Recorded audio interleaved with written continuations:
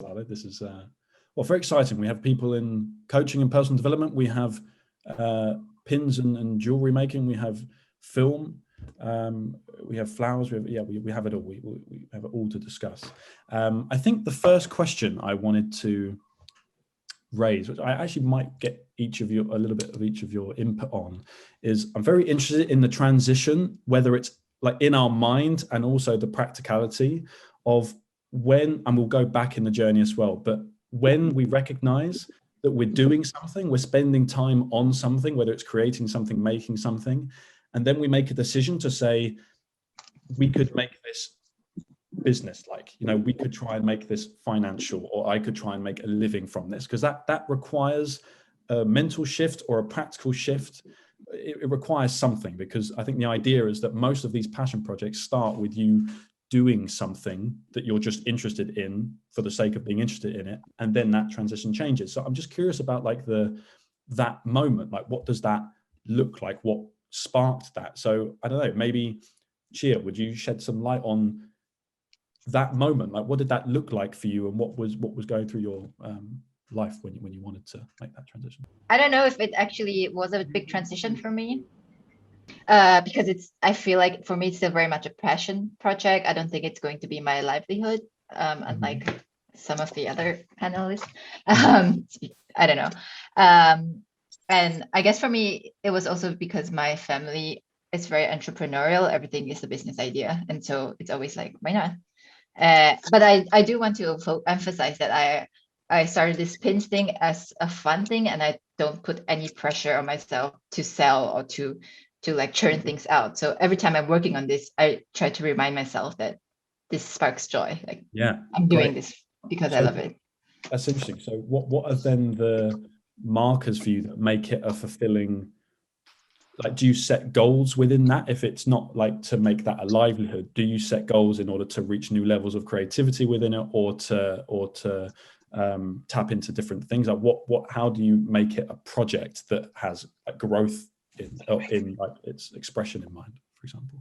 I guess you'll have like a dream, like, so like ideally you want to like partner with museums and bookshops and a lot of different contemporary artists and like serve all these good causes.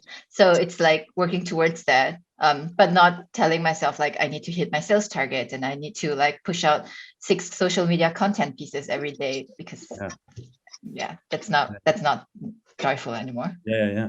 Oh, cool. I'm really glad to hear that that's the mindset you've got with it. So I mean, maybe Katie, I would ask you sort of the same question, like that moment where you were making videos of people and then you're like, maybe we could make something from it. What sort of shift did you need to make? Was it something you had to think a long time about, or was it just quite automatic for you? Like, that like moment.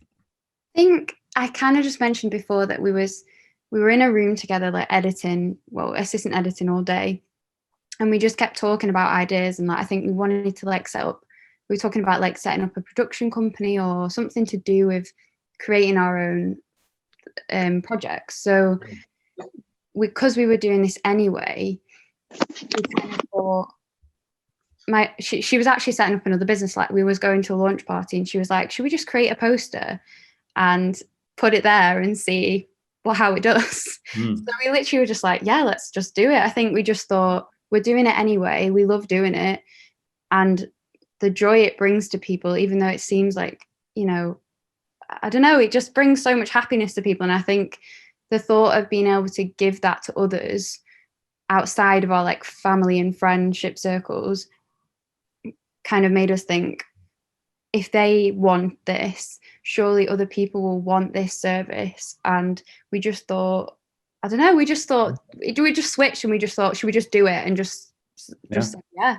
Well, I think the takeaway from both what Gia and Katie said is like almost the insignificance of having to really think about that as a massive step. You know, when you're talking about a passion project, it's really quite simplistic, where you don't have to examine like the fears of it. You're just doing it for the sake of doing it, you know. And I think that is always a really good way of thinking about how do you start a project of something that you could be interested in, is actually just not bringing all these like questions of how would this create financial security later down the line, or how would I be doing this full time, but just should I just do it? You know, what's the real downside here of just turning my thing and trying to do something with it a bit more mindfully? I think that's what I've just gained from just speaking to you two. I don't know, Alana, when you made that transition, when, or maybe it was through Uprise, I think, that you had this idea and you wanted to do it. Did you have a clearer vision at that point that this is going to be financially the aim for me to live off this? And how was that transition of hobby to like financial project? I think my proverbial moment of like when I was like, oh my God, I can actually do this, was my first actual sale. And I just completely blagged it. I had no idea what I was doing. And this woman had complete confidence in me. She was like, yeah, you can do my wedding. And I was like, oh God, work out later. And then after I'd done it, I was like, I'm in. This is it. This is all I want to do. And I mean, and what that immediately, again, which is a really important entrepreneurial mindset, is like, just put it out there, like do something first and like think and iterate later, in a way, right? It's like, you care about this thing, you want to do this thing, like, I'll do it. And then you'll learn along the way whilst probably making some mistakes. Oh yeah. I look back at that first thing, like first bouquet I did, and now I'm like, oh God, that was awful. And I feel sorry for that woman that I inflicted it on. But obviously now I've learned, and you just learn as you sort of go.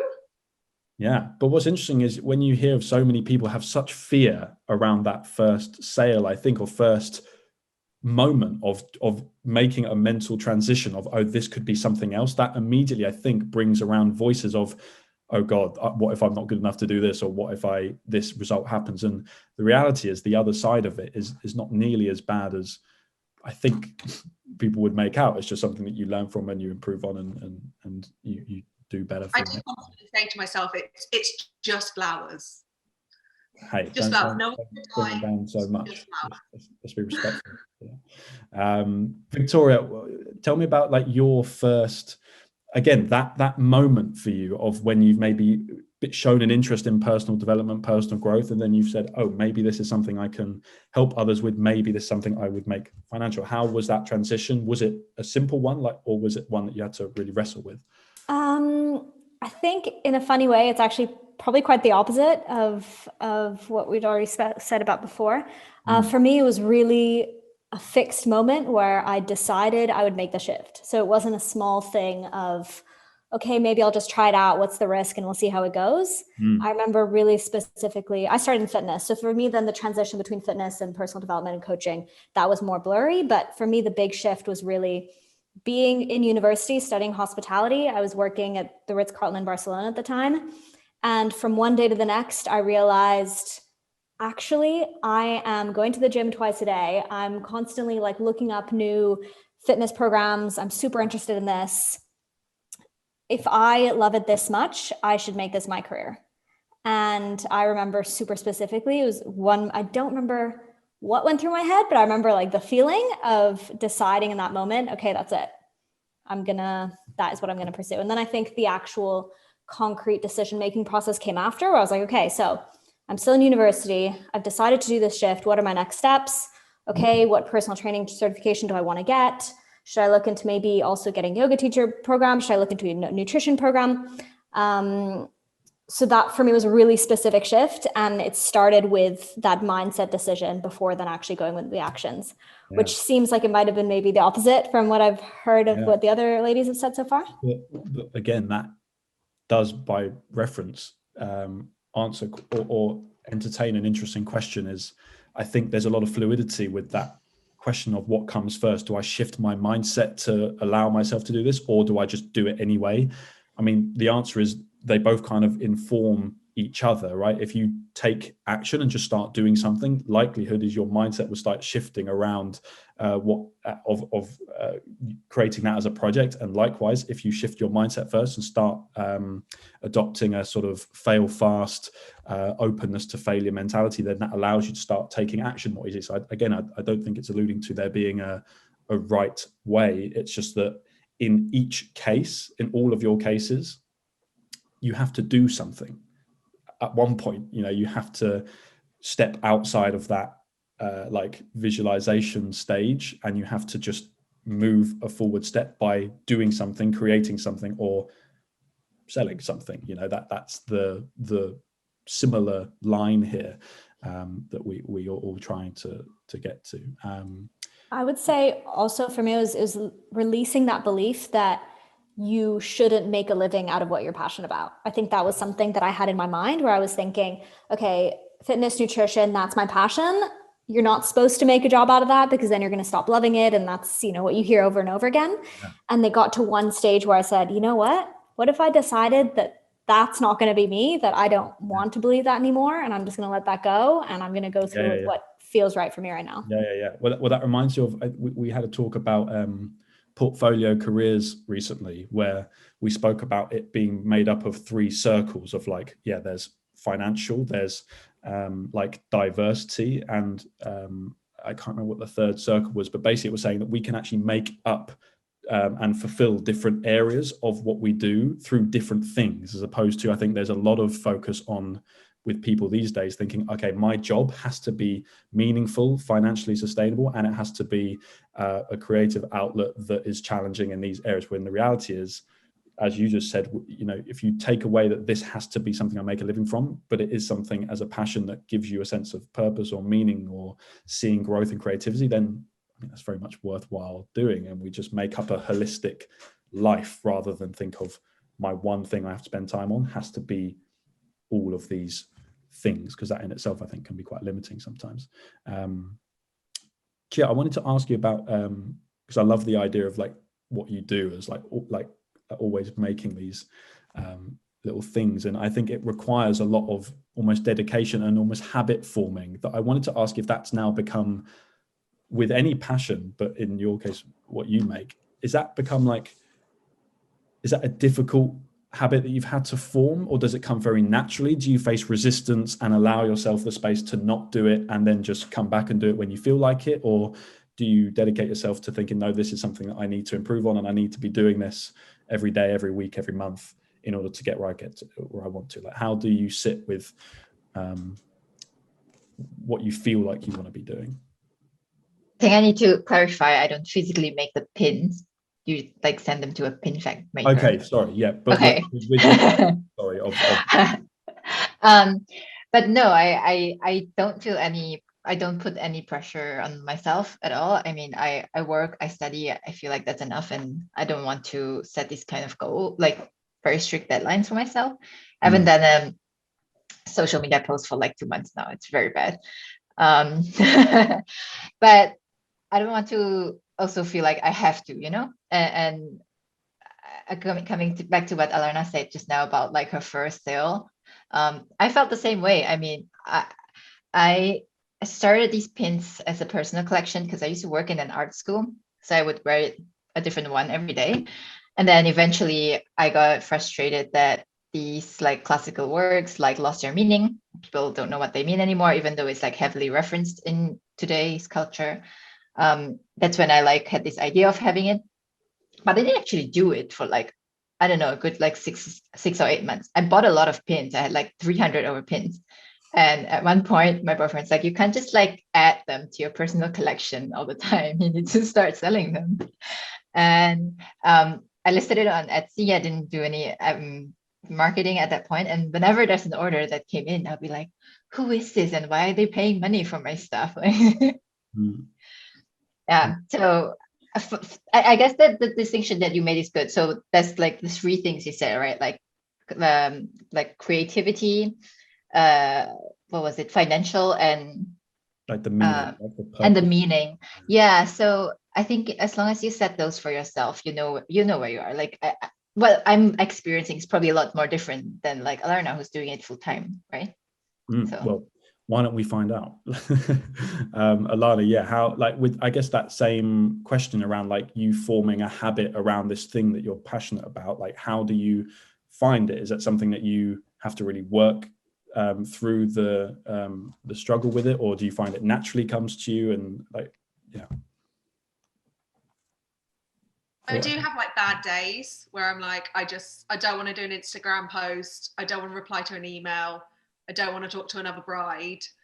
And I think it's just, you sort of just have to be okay with that. It's like any job, isn't it? It might be like my absolute passion, but some days, every day, and but I'm a horrible boss to myself and I make myself work. But I'm quite lucky in that, well, not lucky, I'm quite limited in that I have to practice constantly, because it's not like with normal arts, I can like do a painting and come back to it in 2 weeks. My medium dies in a couple days. So I have to constantly work at it. And it just, if I've got extra flowers, it's a waste to not like work with them constantly. So I think that's why it's gone, my job's escalated quite fast, because I had to, otherwise it would just be a massive money pit.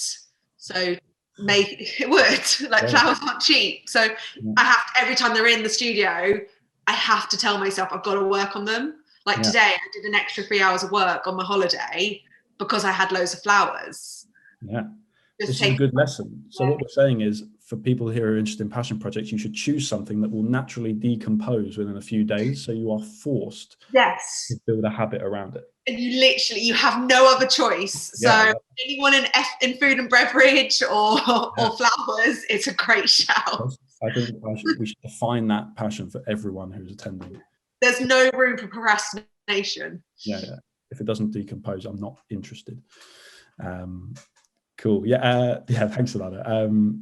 Katie, with you, with making, like, it's a very naturally creative field, right? You're editing and making videos, and that naturally was something that you just did. And then it was something that you're doing from a business. So is it something you, again, I'm interested in that question, like, because I think there's a lot of fear that people might have, or at least I have felt it, is if I take something from just my passion, I enjoy spending time with it, I'm a bit easy with it, I do it when I want to, and then I make that transition of, oh no, I'm going to progress with this, I'm going to make this with an aim to make a business from it. I think there's a fear of, do I lose the magic of the passion? I'm curious to hear from your perspective how that shift has made you view like the editing or the creating process. Is it something you identify with, or do you have struggled with it or not? I think because of the meaning behind the videos that we do. So because for each person we do a video for, it literally, I don't know, it's just a special thing to be able to do for someone. So even if it's not something that, you know, you're necessarily interested in yourself, or like, I don't know, because they're all interesting in their own way. I think they're all so different. And especially when you're doing like birthday messages, or like, I don't know, you just get really like, it's real people, and they're like, they're letting you into a part of their lives that you wouldn't normally see. And I think, I don't know, it's really special. So you answer very well. What I think you answer really well what the underlying answer is there, which is that this passion thing, this thing that you're doing, if it transitions from a passion to something else, the thing that keeps it going is not like the act of it itself as being passionate, it's the meaning behind it. It's like the purpose of why you're doing that passion. If you create a narrative, or you see the narrative forming behind the passion that you're working on, or the passion that you want to work on, and you see the impact on other people, on yourself, then that becomes why you keep doing it. Whereas before, I think passions are quite insular. They're for me, this is what I like doing. And the moment you make that transition, you're saying, I'm passing this to other people. And I think when we have a fear of, am I going to lose the magic? It sounds like what we're saying is actually the magic is gained, or even more, because you get to share it with other people. And that in itself is a meaningful thing, which I think is a really good lesson. Yeah. That's basically that's what I took from her. Yeah, no, exactly. That's because obviously sometimes, you know, like the actual editing, you know, it is such an intense, like lengthy process sometimes. Like if we've got like a half an hour wedding edit, it can be like quite grueling sometimes, even though it's like amazing what we're doing. And like but at the, like, if you've got that in and sort of, what's the right word? I can't think of what the right word is. I think just that thought of how much they're going to love it, it really like drives you on to like work. Not that I'm encouraging working till like 4 a.m, but like it makes you want to do that. So It makes the time not matter. Yeah. Exactly what you mean. I know what you mean. You suddenly just realise, oh, it's 10 o'clock at night, but you're loving what you're doing because you know what the end result will be. Yeah. All because of the underlying meaning of why you're doing it, which is why when we choose like these passion projects, having that clear narrative of why we're doing something is so fundamentally important, because that'll be the difference. I mean, Victoria, I think when you're in the world of personal growth and development, I think that side of it comes quite naturally, right? There's a deep sense of conversation around what's meaningful, what's purposeful, and I think maybe for you that's something you already fell into. But I'm curious to get your thoughts on that, but also I'm curious to hear about like, because you've now set this up as a thing that you now do with an aim to make this financially sustainable. So I want to hear about like your mistakes that you've made or like so far, and what some of the immediate learnings were in you creating this service or project that you wanted to work on with people. Yeah, so starting on that first question then, just about kind of the transition of it being, I guess, for yourself and then it becomes for others and how that works. I think exactly, as ladies had said before, it does actually almost emphasize it when you're doing it for someone else in a way, or with somebody else. I think that especially in terms of coaching, I sit down with my clients every day and have those discussions, and it forces me to go further in my own personal development, just because I need to be in the right place in order to be able to coach them. But also I'd think, especially, if I'm taking my place as a coach, I need to be aware that I should also be a source of, I guess, like inspiration, or if I'm not doing the work myself, then who am I to encourage my clients to? So there's kind of that part as well. And I'm also strange in the fact that I love habits and structure and tying myself down to things. So the whole like kind of being forced into it because it becomes your work, to me, that just like fuels the fire. I love it. But that might just be my strange tendencies. And then in terms of mistakes, I'd say probably the biggest mistake that I've made and continuously working on is not giving things enough time. I think that I tend to be very, I want things to work straight away, and I like variety, which is probably something that is relatively common for most people who are kind of entrepreneurs or have their own business. If you're doing it, it's because you like variety, like every day to look a little bit different and to wear all the hats and things like that. I think because of that, I tend to be someone who launches something and then I do it once and I'm like, great, next. It's like, no, you're supposed to do something a few times in order to properly learn from it, and for it to work later on. So I guess I'm a bit impatient. I'm forgiving of that. By the way, guys, if you have any questions, we're going to have like 10-15 minutes at the end. So if you want, you can like type some questions in the chat, and then so like you remember them in case you forget them, and you can direct them at individuals. You can just post them out there, and then we can have a nice wholesome group communication at the end, which I'm sure will be very nice for everyone. But yeah, you can post questions so we remember. Cool. Can I also invite people to share if they're thinking of working on the passion project? Yeah, let's talk about that at the end as well. Let's get people let's get other people's passion projects essentially. Let's bring some other people on. Chia, I was going to ask you how you like, actually, maybe a bit selfishly, but I'm quite interested in like the creativity aspect of the stuff that you do, and how you maybe choose to keep it engaging for you. Like, what are some techniques that you do within maybe seeking out different, I don't know, designs or reasons to do something? Like, how do you deal with that moment of, oh, maybe I'm not inspired as much by this idea that I've been doing for a while, I want to change it? Like, what are some things that you do at that stage? I guess so. Okay, there's two types of pins. So first, a classical one, so stuff that everybody knows, like the Scream, Water Lilies, Starry Night. And there's not a lot of like I don't know if it's fair, but there's not a lot of creativity for those because it's like there already. But what I love is like looking for modern day references, and then like when my partner, he's not artistically inclined. But when I was like, look at this poster from like Home Alone, and then look at this painting from The Scream. This is like how art lives in our culture today. So like drawing these connections and like finding them, they make me like laugh a little bit, you know? Yeah. Or like when you see an ad and you know like this ad is referencing a particular piece, you know?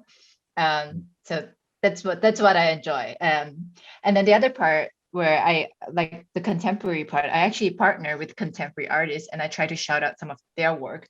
So I worked with like one of my, I guess, lecturers from school, and she's into like feministic art. So I like to look for people who have good causes and then like try to spread that. So a lot of my friends, for example, they don't make work that can be sold typically. Like they're not painters, they're like performance artists or sculptors, and not like traditional sculptures, but like weird stuff, okay, like stuff out of chewing gum or something, you know, and trying to like give them some attention to the cause that they're passionate about, by providing something that can be monetized, that can be shared, that your friends and family wouldn't mind paying money for. So yeah, no, interesting.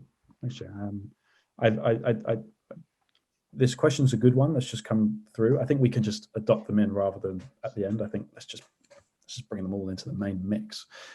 If you have more than one passion and therefore can't focus on one, a very common thing when I think a lot of us feel when we want to pursue passion projects is everyone goes, okay, but I have so many. What one should I focus on? And fear of, if I choose one, is that going to be the right one? And then want to maybe go back and try something else. And all the while we maybe start feeling more and more bad about ourselves that we're not sticking to one thing. So, I mean, I have some thoughts on it, but maybe, Eddie, Gia, Victoria, and Katie, Lana, did you have any thoughts on? I'd say, question? Can you amalgamate them? Like, so when I started the Wild Society, it wasn't because I loved flowers. It was because I was really very eco-conscious, and I really liked making people laugh and making people happy. And that's sort of how I settled on flowers. I'd always faffed around. It hadn't been like that crazy part of my life. It was more, I wanted to bring a bit of joy to people's lives in a sustainable, nice way. And that's how it became a florist. So it might not be that's your passion. It's my passion now because now I'm weirdly obsessed. But it didn't start out being the passion. The passion was I wanted to be sustainable.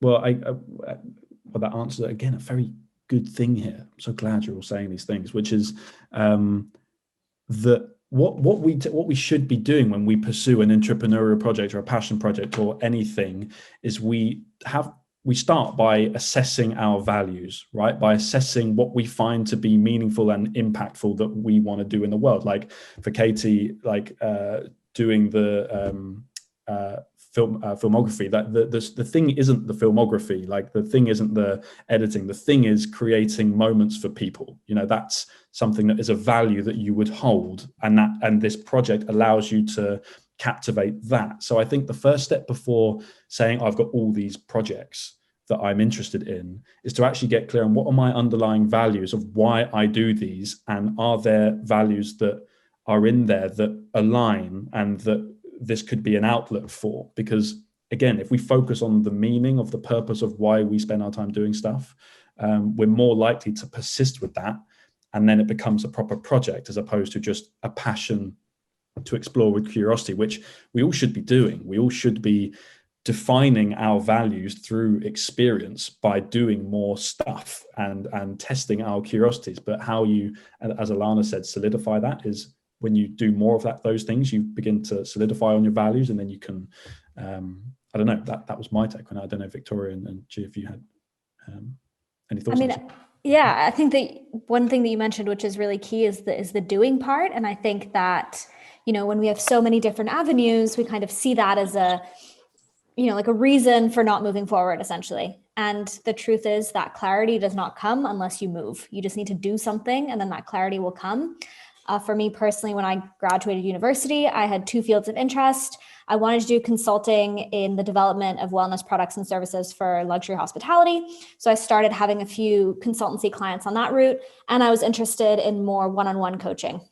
So I decided I'm just going to do both. So I had a few clients here, a few clients there, and then ultimately I realized what I really wanted to do was to go full-time in coaching. I was just too scared. So I was kind of using that as an excuse to not go full-time.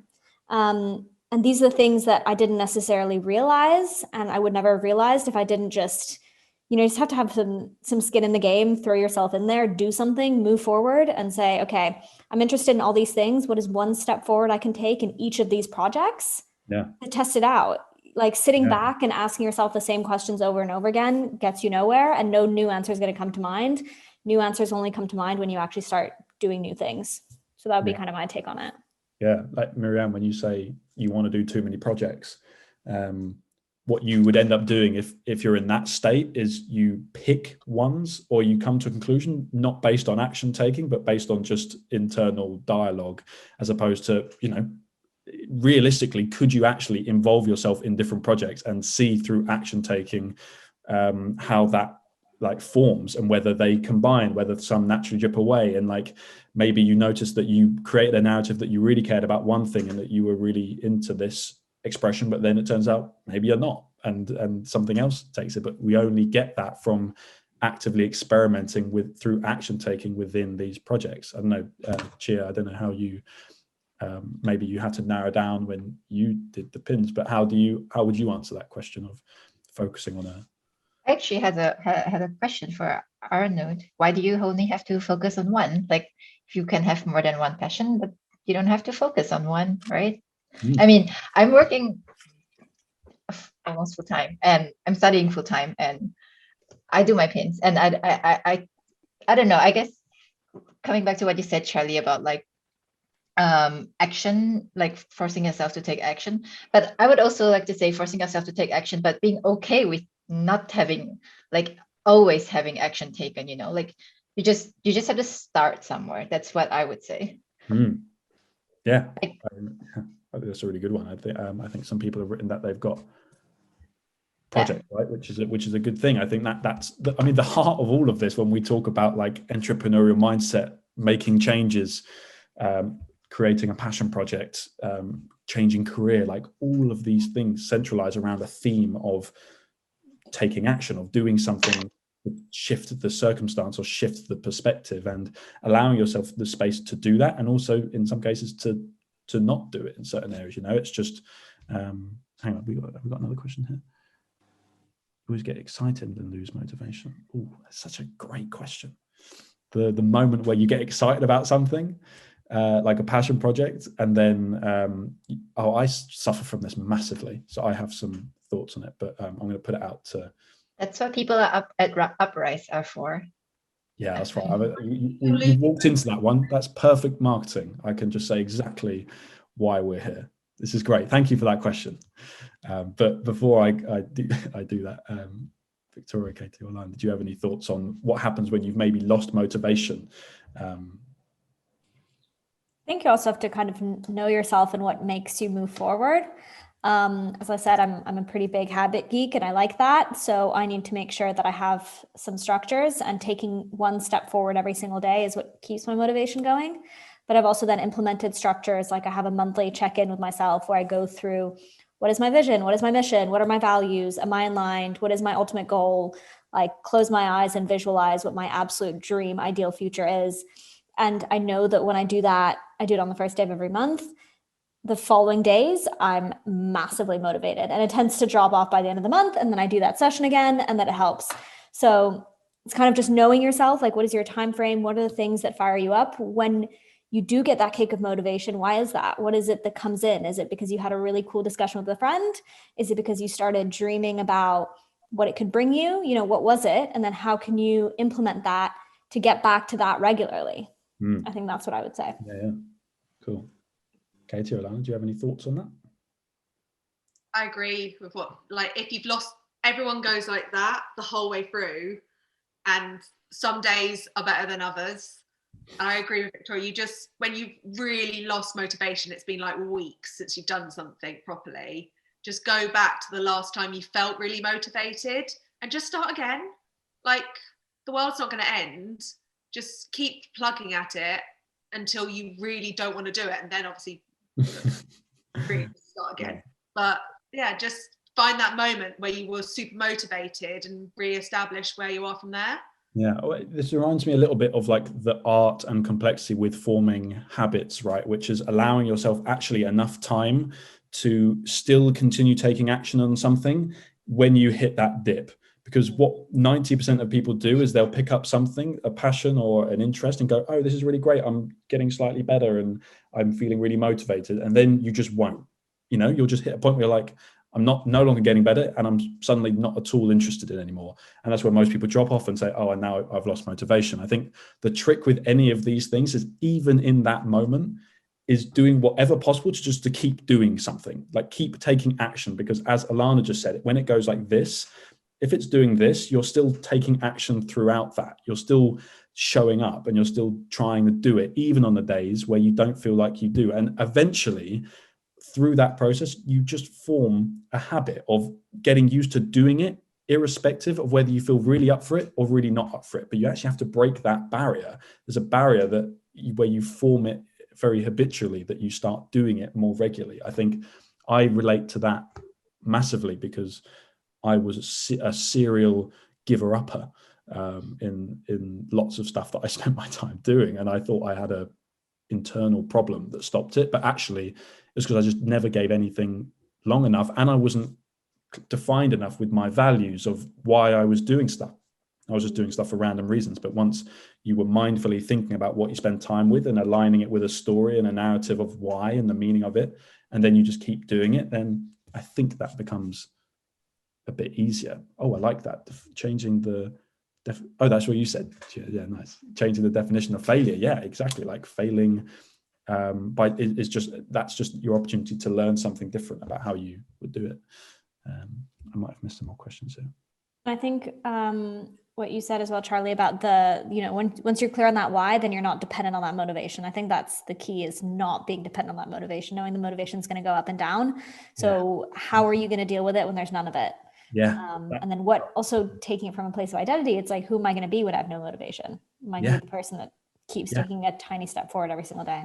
Yeah, right. I mean, it really, wow, this is creating some clarity for me as I even talk about it. But it's like the core bit is like the why you're doing something. And then, because if you just are relying on motivation, we're all human, that will go. Like, you'll leave that behind. So unless you actually form a narrative by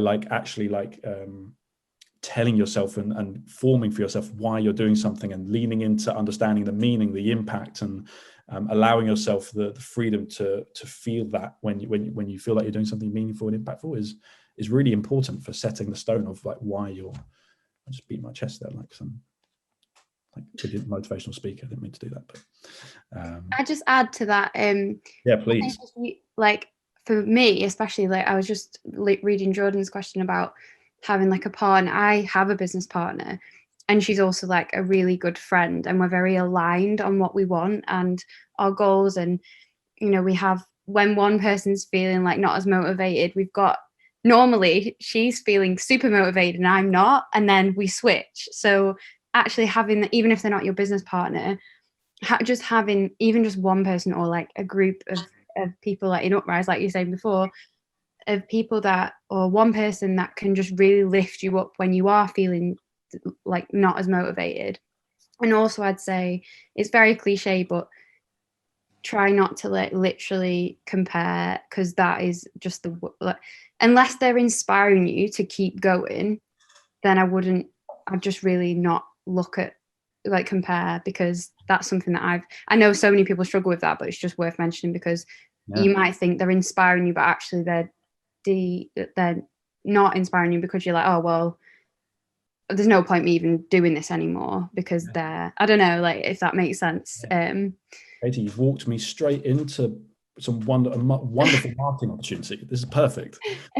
Seriously, like what you're talking about is accountability, which is a massive factor when it comes to pursuing a project or pursuing a passion or building a business. Like you need help from people to help hold you accountable to moving in that direction, because it is, like, let's not overestimate this, guys. It's very difficult, like, to keep motivated and keep doing something when you don't feel like you want to. Like, it's a hard thing. Like, I'm not underestimating that at all, but it does require, like, defining values and also people to hold you accountable. And I think that does align with, I think, what Uprise is trying to do, is bring people together to become clearer on our values through having more conversations with people about it and providing with a network to help hold you accountable. But this can exist. You can create this for yourself as well by trying to engage more in these conversations to work out the clarity on your narrative, and then also to find people to actually hold you accountable to showing that progress, or join Uprise. I definitely agree with what Katie was saying, in that it's really good to have someone to, like, be accountable for. I remember when I started, I really wished I'd started with someone, but I'm also, I think it comes down to your personality. I'm such a control freak that in hindsight, I'm glad I didn't do it with someone. Like, I didn't start a business with another person. But I think the biggest thing I learned is that I'm also not a one-woman army. Like, you have to ask for help. Like, I can't do everything. I'm rubbish at finances. Like, there's always something that someone else needs to help you with, and it's just finding the right people to bounce ideas off or motivate you, or in my case, do my finances. Like, it's everything's a team effort, even if they're not in your team. Yeah, I like that. I agree, but I think just jumping on Jordan's question, I would say that there's a difference between, knowing that you need some help and need some leverage, exactly like Alana was saying, and I agree 100%, or going into something with a partner. I think that's really different. And I think, as Alana was saying as well, it's really knowing if that's something that you really need, or if it's really just the accountability part, can you find the accountability somewhere else? Because once again, if you have that blockage, if I haven't found the perfect person to start with, then maybe you'll never start. Whereas then maybe if you just take one step forward alone, realize actually this project isn't at all what I want to do, then that would already bring more clarity. So that's why I'm always just a big believer in just starting as much as you can, or at least taking one step forward, rather than, I guess, waiting on that perfect person. That's a really good point, which Jordan, that's a really good question, because it's talking about the why are you, it's like the why would this person help? Is it that you need the accountability to help you through the periods where you don't feel motivated, or is it someone to actively complement you on the skills and knowledge gaps that you have that could really help lift this project into something else? So it's actually being very honest with yourself, I think, and asking, if I'm just feeling a bit lonely whilst creating this project, but I'm really concrete on the why I'm doing this, and I feel really driven towards it, then maybe, it's not that you need a business partner, it's that you need a community, or you need a support network that can help hold you accountable. But maybe if you're creating something you notice there's genuine gaps in knowledge or skills, and you need some things being done that you wouldn't be able to do right now, then you would maybe introduce the concept of like co-founders. I don't know. I mean, Katie, you are doing this alongside someone. This will be my last. I will hand it over to anyone else after. But Katie, you do this alongside someone, right? So how is that relationship? Is it because you're both doing the same things, complement each other? Like, how does that work? Yeah, we were working together originally, so we became friends. So it's kind of like a friendship turned into a business relationship. But I think because we're so, like I said before, like we're so aligned on what we want in our actual lives and what we find meaningful to, we both, there's areas where, like, we're both we're not great at marketing. And what I would say is, like, we've been struggling in certain areas for a while, which can be really demotivating. Yeah. And what I would say is, don't struggle for too long on your own. Try, like, if you can afford to, hire out help, because that can be really demotivating if you're trying to do things on your own that are not part of what you. So, like, it's nothing to do with editing, and it's completely a skill we're just struggling in.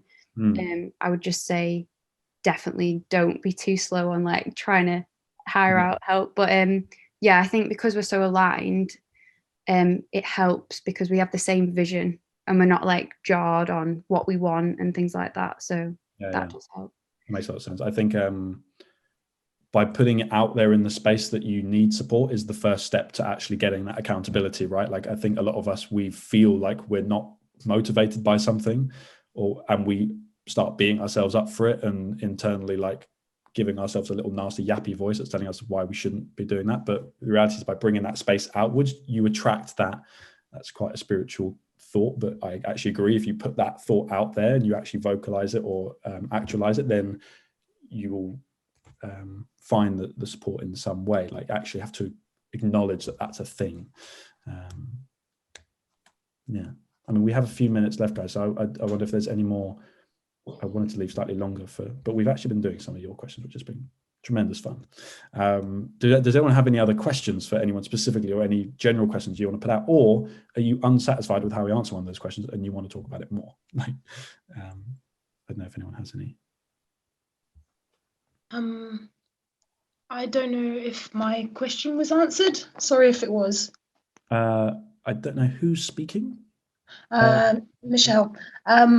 Mine was about my heavy objects. Okay. Yeah. Let me have a look at that. Where can I start? Well, Michelle, yeah, it's quite a specific question around.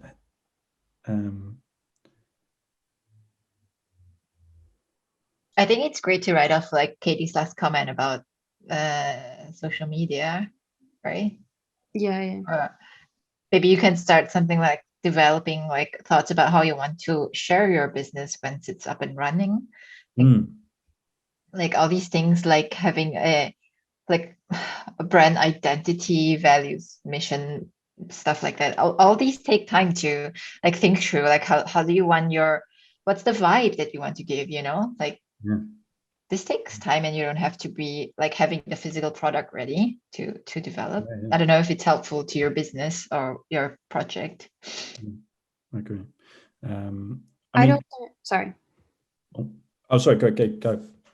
I was just going to say my friend has, I don't know if it's to do with like furniture or anything, but she has a furniture company. But it's more specifically to like where you want to live. So what I would suggest for that specific question is to just wait a little bit, and if you're not sure where you want to live, I would just say just wait a little bit and see if things start to open up, and then you can decide where you want to settle. Because if settling in the right place is more important to you than starting up the business straight away, I would say to find that maybe first. But that's just my opinion. But if you want to get started now, I would say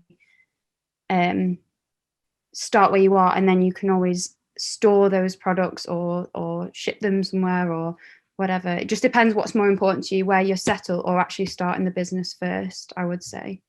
Nice. So guys, I'm wary of time, so I wanted to kind of wrap up a little bit because I wouldn't want to keep anyone longer than required. I think that the takeaway that I've got, and I hope some of you have got from it, and thank you to everyone for coming, and thank you to the lovely speakers. I thought that was a really nice and interesting conversation. To me, it came out that when we're talking about passion projects, there has to be an underlining understanding of what our values are, the meaning of why we're doing something, combined with us continue just taking action through that process and acknowledging that we're going to experience dips in motivation. But if we keep taking action, that will become easier if there's an underlying story and narrative of why it's meaningful. And also to start taking more action if you're unsure about different projects, different areas. The only way we get that feedback is by actively doing stuff, by moving in that direction and allowing those actions to define more of our values and what we actually want to spend our time doing in a very experimental fashion. But that's my takeaway from it. That's what I would have taken from it. I don't know if any of you guys, Gia, Victoria, Katie, have any final words of wisdom you want to share, and if not, that's absolutely fine. Because I would just add on to what you said about, for somebody who's maybe thinking, that why isn't crystal clear for me, or I don't have that like one sentence mission that wakes me up every morning. that can change over time, and that can also take time to get there. So start with something that feels like it's true to you right now, and it's something that would motivate you right now, and know that it's not tattooed on your forehead. You can change it as you go. And I think that as a successful business owner, we need to kind of let that idea of you have one mission and you stick to that forever. It's like, no, your mission can evolve and change and grow along with you and along with your business. So yeah, setting in that why and having that drive and those values, but knowing that they can evolve and grow and change over time as well. Oh, what a line to end on. I love that. Actually, what we could maybe end on, which is even more powerful, is remember what we learned, which is decompostable projects, passion projects. After just a few days, that's how we're going to keep most motivated people. That's the best motivation. Let's end there. Die in a couple of days, so you have to do it. Yeah, I love that. Yeah, well, thank you guys for coming and joining us today. I hope that was a useful, engaging, maybe interesting conversation to be part of. Thanks for the great questions. There were some really good questions, really good conversations we had there. I enjoyed it. I hope you guys did too. Thank you to our lovely speakers. That was really lovely and kind of you to join us for this. I mean, I don't have any other. We're just waving now. Yeah, I love that.